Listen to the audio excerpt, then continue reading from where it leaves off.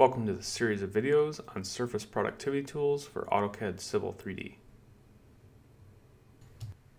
In this video, we'll be demonstrating the extended stepped offset command.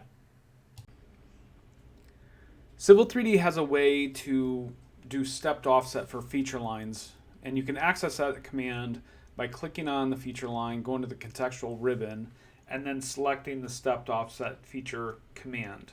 However, if you are like me and finding yourself having to repetitively perform this task over and over again for specific design features like stairs or curb or retaining walls, then extended step offset is for you. The surface productivity tools comes with a command for that, in which you can define all those instructions built into the file and then quickly be able to make those edits to multiple feature lines as you enter through.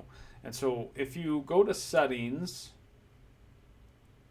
and go to the extended step offset command, this is what you'll see. We pre-package it with a curb style and some stairs styles that get loaded in.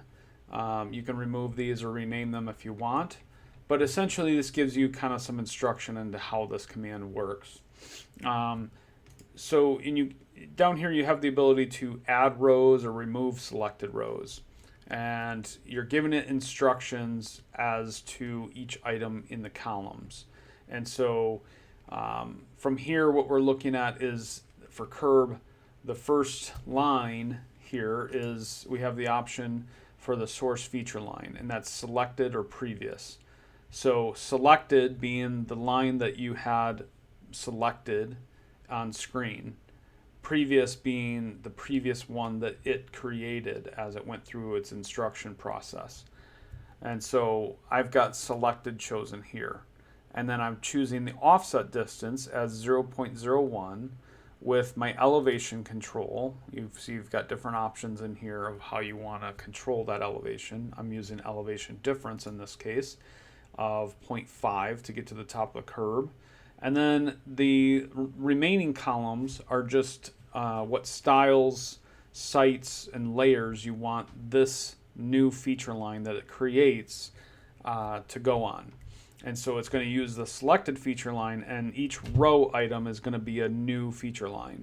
And so in this case, it's going to create this feature line, and then we're just going to go down to the next one, and it's going to give you the ability to then define off of that. And so in this case I'm using previous, so that would be this feature line, and here I'm telling it to define the back of the curb.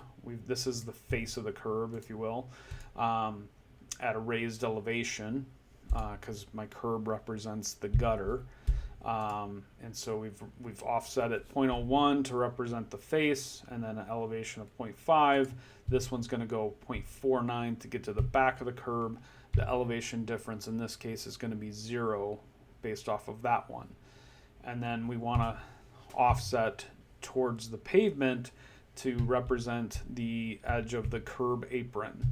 And so this one I'm using the selected again, and I'm offsetting it negative 1.5 to go the other direction. And then what grade do I want that at? And then doing 1% here. And so that's going to build out that curb for me using that curb style.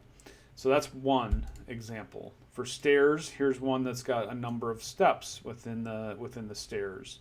And you can see here we've got a selected, then we're going previous, previous, previous, and building out our stair steps. And so that's kind of how this works. You can build new settings in here, build it all out with add row, remove row, and then put all the instructions all into a dialog, and you're saving it, and it saves to the drawing. So if another user jumps in your drawing and tries to run this command, and they would find the instructions here for how they want to define whatever objects you have specific to that project.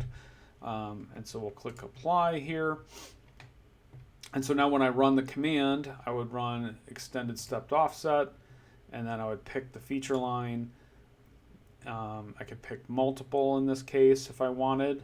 I'm going to leave those ones alone for right now. And then I'll hit enter. And then it shows you this dialog again in which you can add things to it, or you could just pick the style and just hit apply. And so there it's performed that step offset for me on that. Thanks for watching. Feel free to reach out if you have any questions, and be sure to check out our other apps on the Autodesk Exchange Store.